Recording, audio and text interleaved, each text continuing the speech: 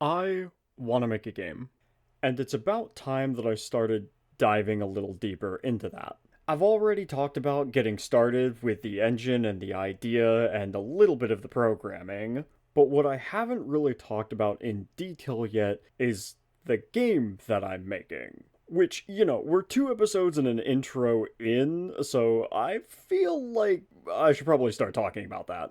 Something interesting that I can actually talk about right off the bat is that I actually learned a new method of programming for this game. I'm used to using a lot of inheritance based coding because it's just what I was always taught to use. Although, when using inheritance, I always had trouble with scripts getting really big and difficult to debug.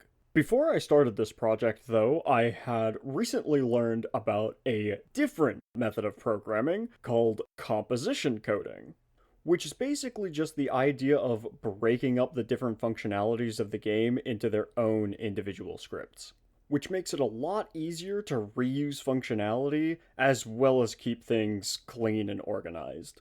So, that's what I've been doing. And I gotta say that, one, it's really nice only having to code the movement once and then being able to use it for the player and all of the enemies. And two, it makes it a lot easier to fix your movement when you get deeper into development and find out that there are some critical flaws in it. Not speaking from experience or anything like that, of course.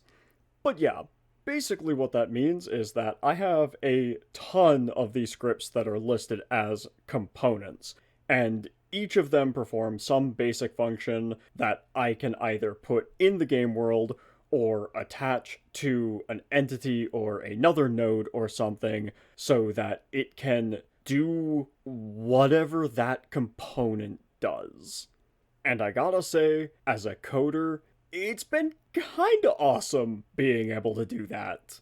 And so within just the first month of working on this game, I was able to get the movement, the jumping, the double jumping, the dashing, the attacking, and the snapping working, as well as ranged attacking and targeting with the ranged attacks.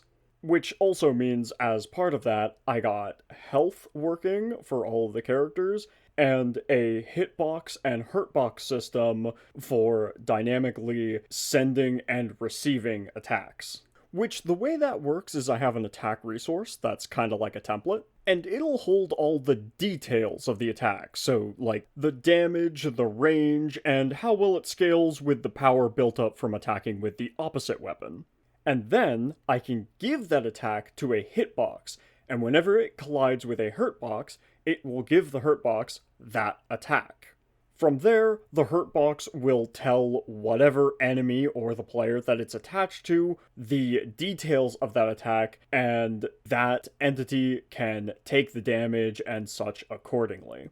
Also, while we're on the subject of the attack system for a moment, I feel like I need to mention about the snapping mechanics that I've made. After all, it was one of the things I listed early that could be a problem if done incorrectly, so I want to talk about how I've gone about trying to solve that problem. Ultimately, I ended up making a few versions of the snapping code. The one I'm using for the melee snapping code picks a target based on the player's movement input, and then also takes into account its distance from the player and the height difference from the player. Also, unless you move the stick towards a new enemy, the snapping code will prioritize the last enemy you attacked. So if you knock an enemy into a group, don't worry, you can still keep hacking away at them.